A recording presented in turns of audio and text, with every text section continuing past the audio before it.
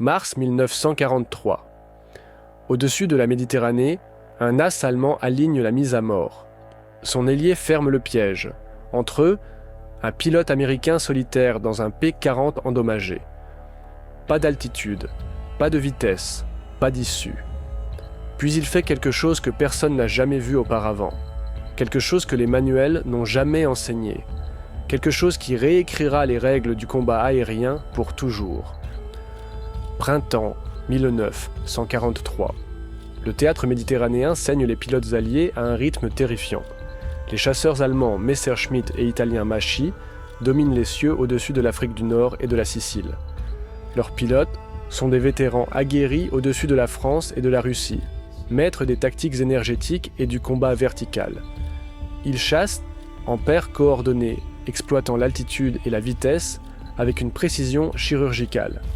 Les pilotes américains arrivent par vagues.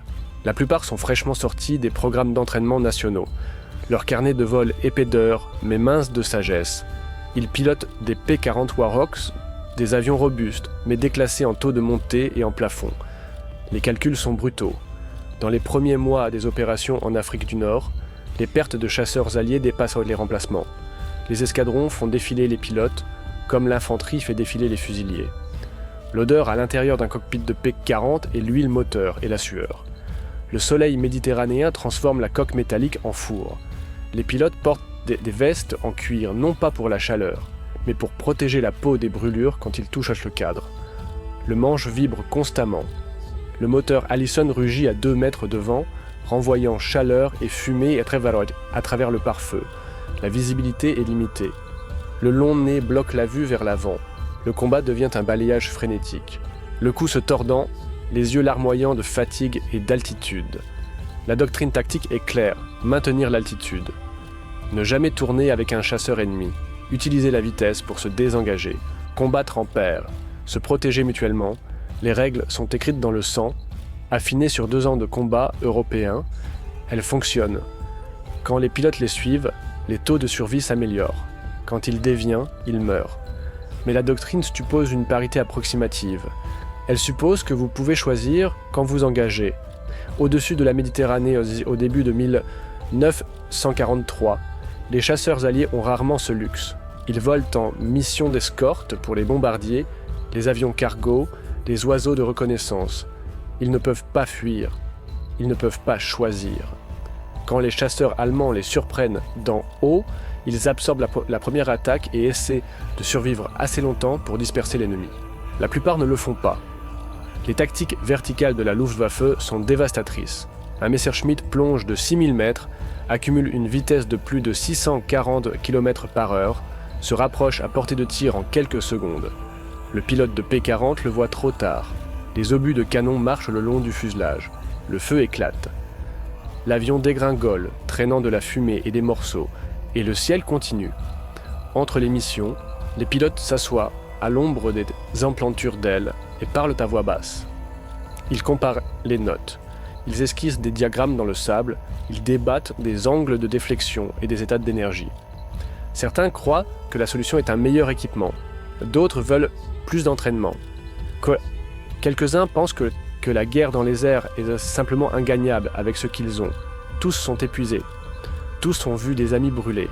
Les équipes au sol travaillent toute la nuit, colmatant les trous de balles, remplaçant les verrières brisées, récurant le sang des sièges. Ils ne parlent pas de ce qu'ils nettoient.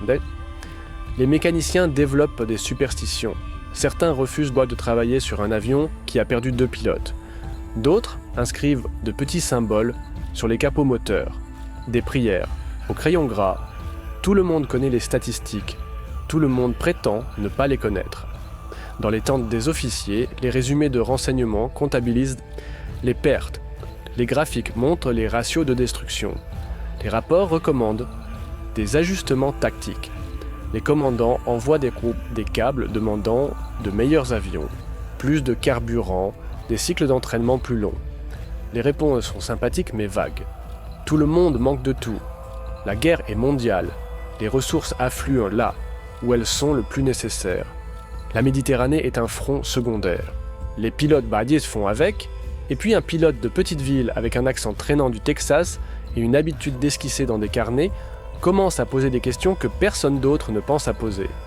Si cette histoire vous importe, appuyez sur j'aime et abonnez-vous. Son nom est Lance Wade, né dans une petite ville du Texas, élevé avec des histoires de voltigeurs et de routes de courrier aérien. Il apprend à voler à l'adolescence, échangeant du travail contre des leçons dans un aérodrome poussiéreux à l'extérieur de Bois-de-Douce. Pas d'argent, pas de relations, juste une obsession pour la mécanique du vol. Il lit tout ce qu'il peut trouver, des manuels sur l'aérodynamique, des manuels sur les performances des moteurs, des articles sur les pilotes de course et leurs modifications.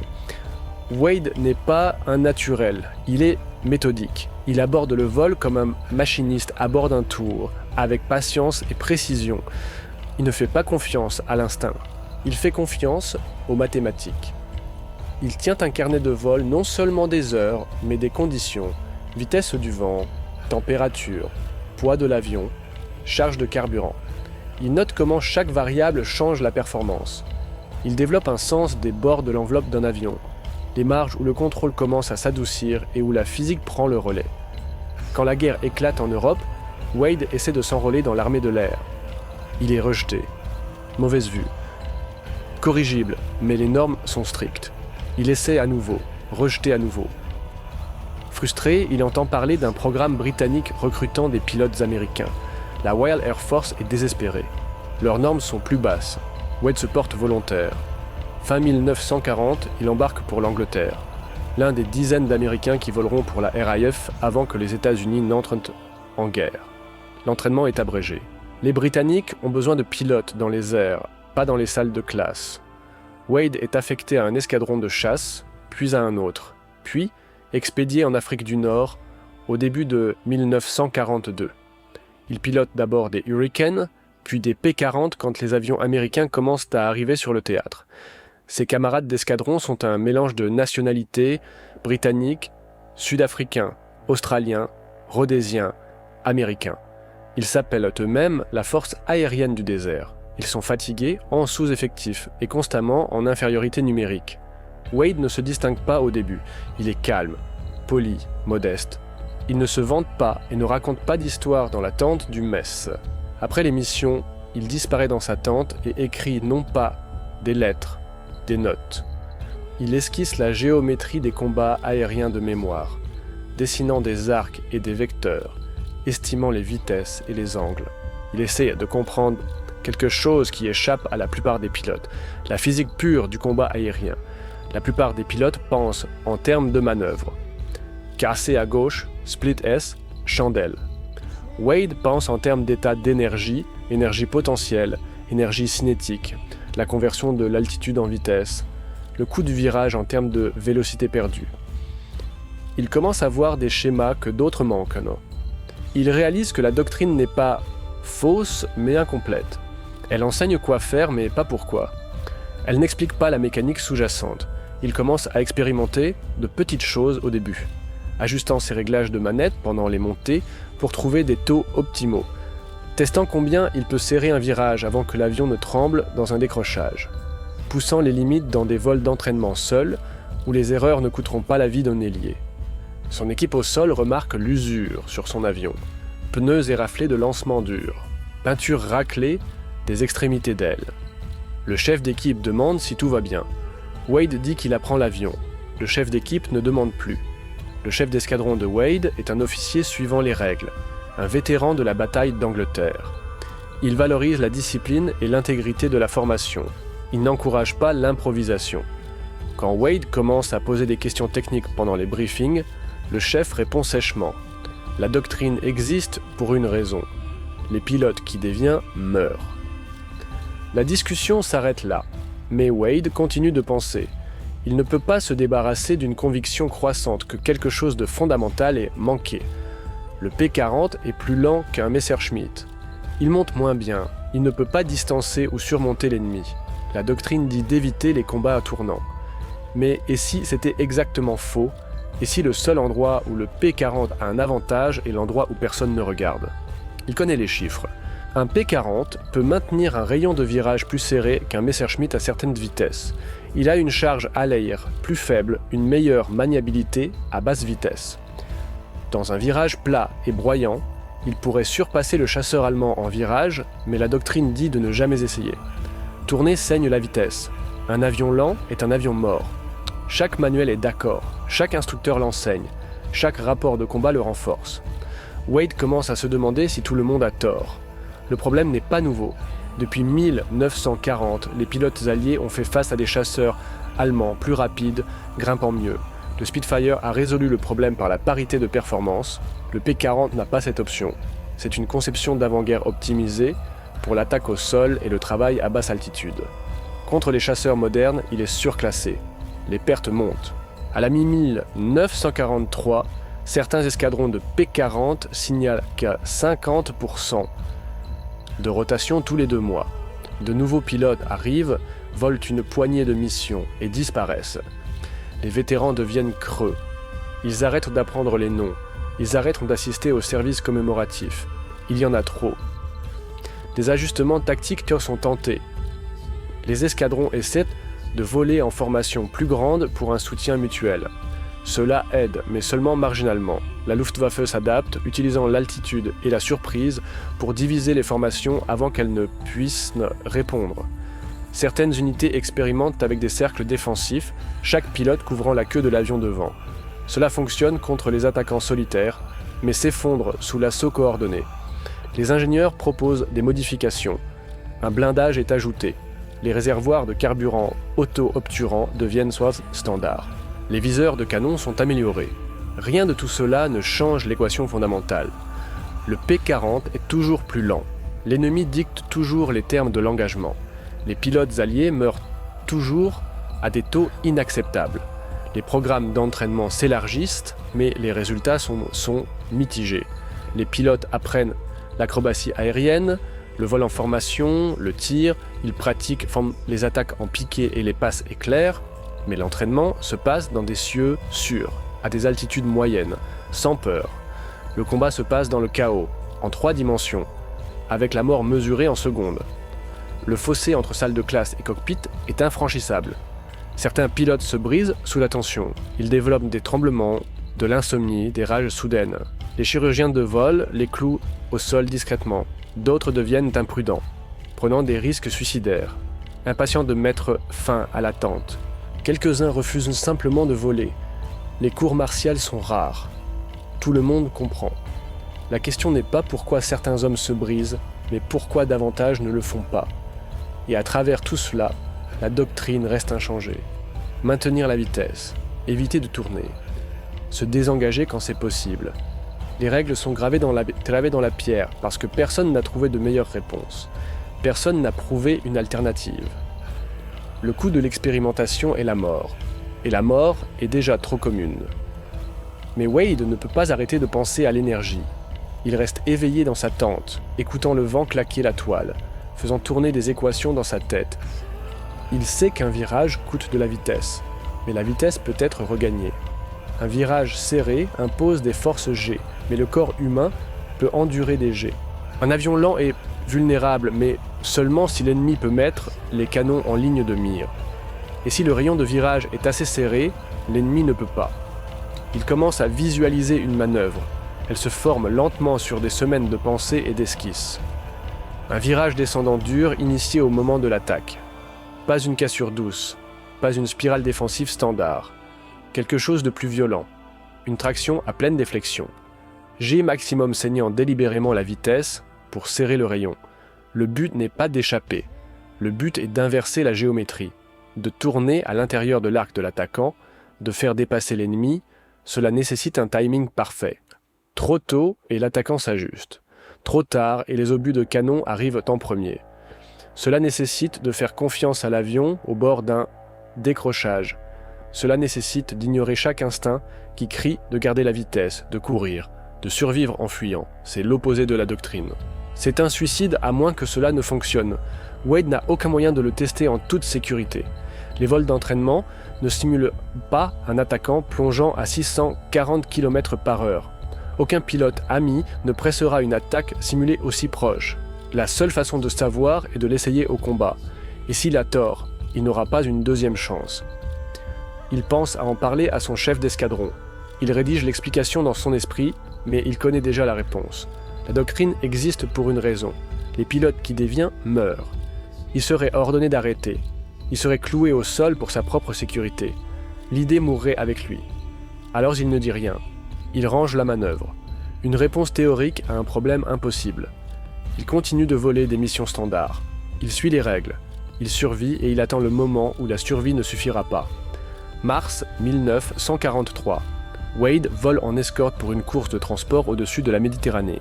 Son vol consiste en 4 P-40 étirés dans une formation lâche scrutant le ciel. Le transport avance lourdement en dessous, lourd et lent. La mission est de routine. Le bavardage radio est clairsemé. Puis, l'appel arrive. Bandits en haut, en piqué. Wade lève les yeux et les voit. 2 Messerschmitt dans une attaque surprise classique. La lumière du soleil brillant sur leur verrière. Ils sont rapides. Ils sont engagés. Et ils ont choisi Wade comme cible. Son ailier casse à gauche. Les 2 autres P-40 se dispersent. Wade est seul. Les Messerschmitt se séparent. Un en haut, un en bas. Une pince verticale. Tactique standard. Pas d'échappatoire. La main de Wade se resserre sur le manche. Son esprit devient silencieux. La peur est là, mais distante. Il calcule. Vitesse, angle, taux de fermeture. Temps. Le chef attaque en premier, plongeant d'en haut. Wade voit les éclairs de bouche. Les traceurs dessinent un arc vers lui, paresseux et brillant. Il a peut-être 2 secondes. Son entraînement lui dit de plonger, de courir, d'utiliser la gravité pour accumuler de la vitesse. Son instinct lui dit la même chose. Chaque fibre de son corps veut pousser le manche vers l'avant et fuir. Wade tire en arrière à la place fort. Gouvernail complet. Le manche vient dans son giron. Le nez se cabre, l'horizon tourne.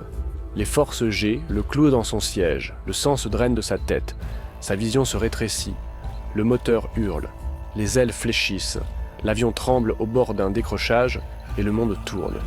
Le Messerschmitt passe trop vite, trop engagé. Il ne peut pas tourner à l'intérieur de l'arc de Wade.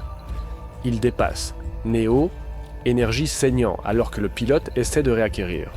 Wade se remet à niveau, toujours lent, toujours vulnérable, mais plus dans la ligne de tir. Il a inversé l'attaque. Le chasseur est devenu le chassé.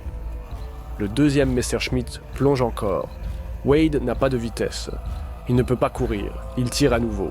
Même manœuvre, même violence. L'avion se cabre et gémit. L'avertissement de décrochage cliquette. Sa vision grise. Il maintient le virage. Le 2e Messerschmitt dépasse. Wade se remet à niveau. Les 2 attaquants sont devant lui maintenant, montant, essayant de regagner leur position. Wade est lent, il est bas, mais il est vivant. Les Messerschmitt ne pressent pas l'attaque, ils montent, peu disposés à redescendre, dans le même piège. Wade les laisse partir. Il n'a pas de carburant pour poursuivre, il n'a pas de vitesse pour les rattraper. Il retourne vers le transport, ses mains tremblant sur le manche, son cœur martelant. Il vient de faire quelque chose qui aurait dû le tuer, et cela a fonctionné. Il atterrit en silence. Son équipe au sol inspecte l'avion. Pas de dégâts, pas de coups. Wade descend, les jambes instables. Le chef d'équipe demande s'il a vu de l'action. Wade hoche la tête. Il ne développe pas. Il marche vers sa tente et s'assoit sur le bord de son lit de camp. Il sort son carnet. Il esquisse la rencontre de mémoire. Chaque angle, chaque seconde. Il écrit un seul mot en bas de la page, reproductible. Mais le chef d'escadrille ne le voit pas de cette façon. Wade dépose un rapport de combat. Le chef le lit, fronce les sourcils et appelle Wade dans sa tente. Il demande à Wade d'expliquer la manœuvre. Wade essaie. Il parle du rayon de virage, de l'échange d'énergie, de la géométrie. Le chef écoute avec une frustration croissante. Il dit à Wade qu'il a eu de la chance. Il lui dit que la manœuvre est imprudente. Il lui dit de ne pas recommencer. La doctrine existe pour une raison.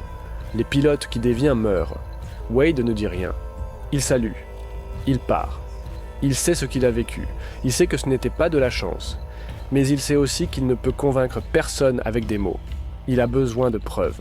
Il a besoin de répétitions. Il a besoin que d'autres pilotes voient que ça marche. Alors il continue à voler et il continue à attendre. Avril 1943, une autre mission, un autre rebond. Cette fois, Wade est prêt. Au moment où le Messerschmitt s'engage, Wade tire. Le même virage violent, le même arc au bord du décrochage, le même dépassement. Cette fois, Wade a assez de vitesse restante pour inverser à nouveau. Il tire dans un virage ascendant, suivant le Messerschmitt alors qu'il tente de s'échapper. Il tire. Les traceurs convergent. Le Messerschmitt traîne de la fumée. Wade ne suit pas. Il retourne à la formation. Une autre rencontre. Une autre survie. Mais 1943. Un troisième engagement. Cette fois, l'ailier de Wade voit la manœuvre. Après leur atterrissage, l'ailier demande comment Wade l'a fait. Wade explique lentement, soigneusement. Il dessine des diagrammes dans le sable. Il parle du timing, de quand initier le tirage. L'ailier écoute. La prochaine mission, quand ils sont attaqués, l'ailier l'essaie. Il dépasse sa première tentative, tirant trop tôt, mais il survit. Au prochain engagement, il trouve le bon timing. Il force un dépassement, il vit. Le mot se répand. D'autres pilotes posent des questions. Wade commence des briefings informels, esquissant sur des bouts de papier, démontrant avec ses mains. Certains pilotes sont sceptiques. D'autres sont assez désespérés pour tout essayer. Progressivement, tranquillement, la manœuvre commence à circuler dans l'escadrille. Elle n'a pas de nom officiel. Les pilotes l'appellent le virage de Wade. Certains l'appellent la rupture de dernier recours. Quelques-uns l'appellent le suicide avec une chance. Le chef d'escadrille en entend parler. Il est furieux. Il convoque Wade à nouveau. Il menace de le clouer au sol. Wade écoute calmement. Puis il pose une simple question. Combien de pilotes ont survécu en utilisant la manœuvre ? Le chef n'a pas de réponse. Wade en fournit une. 7 pilotes, 8 engagements, aucune perte. Les chiffres parlent. Le chef le congédie sans autre commentaire, mais il n'émet pas l'ordre de clouage au sol. Juin 1943, un engagement plus important. Un groupe de chasseurs allemands rebondit sur toute une escadrille alliée, 12 P-40 contre 20 Messerschmitt. La radio éclate en appel. Les pilotes se dispersent. Le ciel se remplit de traceurs et de fumée. Wade effectue sa manœuvre 2 fois, forçant des dépassements, restant en vie autour de lui. D'autres pilotes font de même. La Luftwaffe, habituée aux victoires faciles, fait soudain face à des cibles qui refusent de coopérer. Les attaques qui devraient réussir échoueraient, les solutions de tir qui devraient être simples s'évaporent. La confusion se propage. L'engagement dure 8 minutes. Quand il se termine, 3 P-40 sont perdus, mais 9 reviennent. Dans les engagements précédents de taille similaire, les pertes s'élevaient en moyenne à 50%. Cette fois, 75% survivent. Les mathématiques sont indéniables. Quelque chose a changé. Les rapports d'après-action atteignent le haut commandement. Les officiers du renseignement prennent note. Un instructeur de vol est envoyé pour interroger Wade. L'instructeur est sceptique. Il demande à Wade de démontrer. Wade l'emmène dans un entraîneur biplace. Il simule la manœuvre en altitude, lente et contrôlée. L'instructeur expérimente les jets, le buffet du décrochage, la violence du tirage. Il atterrit pâle et silencieux. Il dépose un rapport recommandant une évaluation plus approfondie. Un programme de test formel est initié. Des pilotes se portent volontaires pour agir comme attaquants et défenseurs. Wade enseigne la manœuvre dans des sessions structurées. Les ingénieurs mesurent le rayon de virage, les charges G, la perte de vitesse. Il confirme ce que Wade a intuit. À des vitesses spécifiques, le P-40 peut surpasser en virage un Messerschmitt d'une marge significative. Le coût est la vitesse, mais le gain est la survie. La doctrine est tranquillement mise à jour. Pas d'annonce officielle, pas de renversement public, mais le programme d'entraînement est modifié. Les nouveaux pilotes apprennent la rupture défensive comme tactique de dernier recours. Pour que les instructeurs soulignent le timing et le contrôle de l'avion. La manœuvre est associée à la conscience situationnelle garantissant que les pilotes savent quand l'utiliser et quand fuir. Ce n'est pas un remplacement pour les tactiques solides, que c'est un outil supplémentaire, une option finale. À l'été 1943, la manœuvre s'est répandue au-delà de l'escadrille de Wade. Les pilotes à travers le théâtre méditerranéen l'utilisent. Certains la modifient, ajoutant des tonneaux ou des composantes verticales. D'autres la combinent avec d'autres tactiques, utilisant la rupture pour établir des contre-attaques. La Luftwaffe commence à s'adapter, devenant plus prudente dans leurs attaques, méfiante des dépassements, mais la prudence les ralentit. Cela perturbe leur agression et cela seul sauve des vies. Le décompte personnel de Wade augmente. En août, il est crédité de 8 victoires confirmées. Pas par l'agression, par la survie. En transformant une manœuvre défensive en opportunité offensive. il est promu. On lui donne un vol à commander. Il continue à voler, il continue à enseigner, il ne cherche pas la reconnaissance, il cherche des résultats. À la fin de 1943, la supériorité aérienne alliée sur la Méditerranée commence à basculer. Ce n'est pas dû à un seul facteur. De nouveaux avions arrivent, P-51 Mustang Spitfire Mark IX. La formation des pilotes les améliore, la logistique se renforce, mais dans les mois cruciaux de mi-1943, lorsque l'équilibre pendait sur le fil du rasoir, une manœuvre a fait une différence mesurable. L'analyse statistique menée après la guerre montre que les taux de perte de P-40 en Méditerranée ont chuté de 18% entre avril et août 1943. Les rapports de renseignement de pilotes de la Luftwaffe capturés mentionnent des chasseurs alliés utilisant des tactiques défensives inattendues. Les manuels d'entraînement allemands sont mis à jour pour avertir contre le surengage dans les attaques sur les P-40. L'ondulation est subtile mais réelle. Plus que des chiffres, la manœuvre change l'état d'esprit. Les pilotes alliés arrêtent de se voir comme des victimes. Ils arrêtent d'accepter l'infériorité comme inévitable.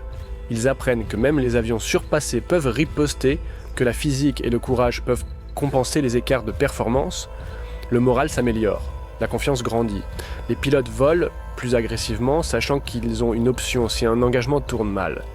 Wade lui-même devient une légende tranquille. Il n'est pas tape à l'œil, il ne cherche pas la gloire. Mais les pilotes parlent de lui. Ils répètent des histoires du Texan de petite ville, qui a réécrit les règles. Certaines des histoires sont exagérées. La plupart ne le sont pas. À la fin de 1943, Wade a volé plus de 200 missions de combat. Il a 13 victoires confirmées, il n'a jamais perdu d'ailier. En janvier 1944, Wade est transféré dans une escadrille de P-47 Thunderbolt. Le P-47 est une brute, un chasseur lourd avec puissance et blindage. Il n'a pas besoin de la manœuvre de Wade, il domine les adversaires. Mais Wade continue à voler avec la même précision méthodique. Il continue à enseigner. Il continue à penser à l'énergie et à la géométrie.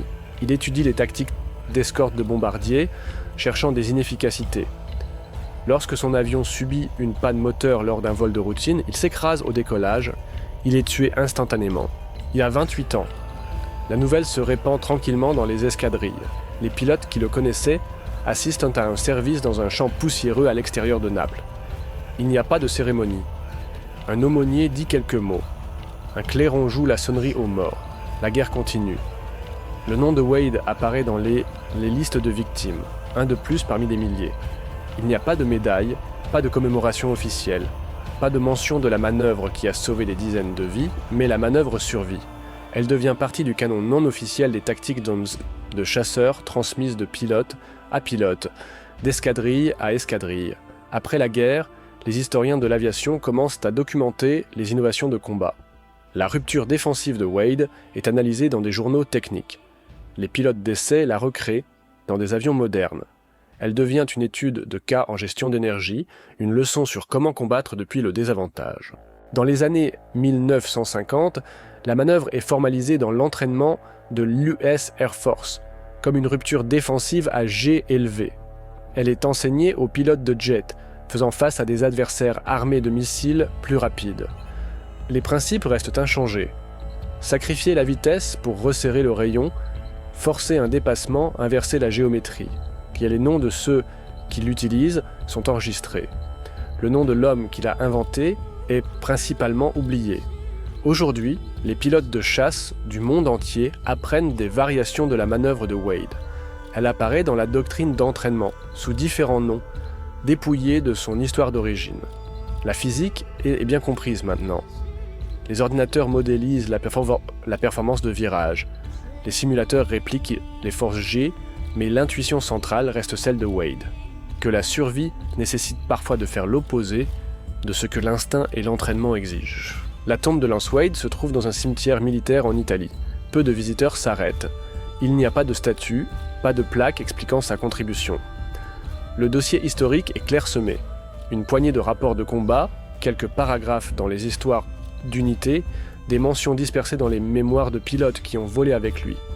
La portée complète de son impact n'a jamais été documentée parce qu'il est mort avant la fin de la guerre et parce que les hommes qu'il a sauvés se sont dispersés dans d'autres escadrilles, d'autres théâtres, d'autres vies. Mais la physique n'oublie pas. Les équations qu'il comprenait gouvernent toujours le vol. Les principes qu'il a démontrés s'appliquent toujours. Dans les archives, ces croquis restent des diagrammes précis d'arcs et de vecteurs, un témoignage silencieux d'un esprit qui voyait au-delà de la doctrine, vers une vérité plus profonde. La guerre est souvent mémorisée à travers de grandes stratégies et des batailles décisives, à travers des généraux et des politiciens, à travers le balayage des armées et le choc des flottes. Mais les guerres sont aussi façonnées par des moments individuels de clarté, par un pilote seul dans un cockpit calculant des angles pendant que la mort plonge vers lui, par le choix de faire confiance à la logique plutôt qu'à la peur, de tester une idée que tout le monde a rejetée. Wade n'a pas cherché à être un héros, il a cherché à résoudre un problème, il a abordé le combat aérien de la façon dont il abordait tout, méthodiquement, patiemment, avec respect pour la mécanique sous-jacente. Il n'a pas inventé le courage, il n'a pas découvert d'armes secrètes. Il a simplement regardé la même situation à laquelle tout le monde était confronté et a posé une question différente. Pas comment courir plus vite, mais comment tourner plus serré. Pas comment éviter le combat, mais comment y survivre. La leçon n'est pas qu'un homme a changé la guerre. La leçon est qu'un homme, pensant clairement sous pression, a trouvé une marge d'avantage que d'autres ont manqué. Et cette marge multipliée à travers des centaines d'engagements, à travers des dizaines de pilotes, est devenue la différence entre la perte et la survie, entre le désespoir et l'espoir, entre une doctrine qui acceptait la défaite et une tactique qui exigeait quelque chose de mieux. L'histoire de Wade est un rappel que l'innovation ne vient pas toujours des laboratoires ou des hauts commandements. Parfois, elle vient du bord d'un décrochage, d'un pilote prêt à faire confiance à ses calculs plus qu'à sa peur, d'une voix tranquille posant des questions inconfortables, de la croyance têtue qu'il doit y avoir une autre voie, et du courage de le prouver quand personne d'autre ne le fera. Les cieux au-dessus de la Méditerranée sont paisibles maintenant. Les épaves ont depuis longtemps été nettoyées. Les bases aériennes sont silencieuses ou réaffectées. Les hommes qui ont volé et combattu là-bas sont presque tous partis. Mais les principes restent encodés dans les manuels d'entraînement transmis à travers des générations de pilotes qui ne connaîtront jamais le nom du Texan de Petiteville, qui a d'abord effectué ce virage désespéré et défiant. Certains héritages sont gravés dans la pierre. D'autres sont écrits dans la physique de la survie, dans la connaissance tacite que lorsque le monde se comprime en secondes et traceurs, il y a toujours une option de plus, un calcul de plus, une chance de plus de tourner à l'intérieur de l'arc de l'ennemi et prouver que le désavantage n'est pas le destin, que la logique et le courage combinés peuvent remodeler la géométrie de la guerre elle-même. Wade n'a pas vécu pour voir la fin, mais son idée l'a fait.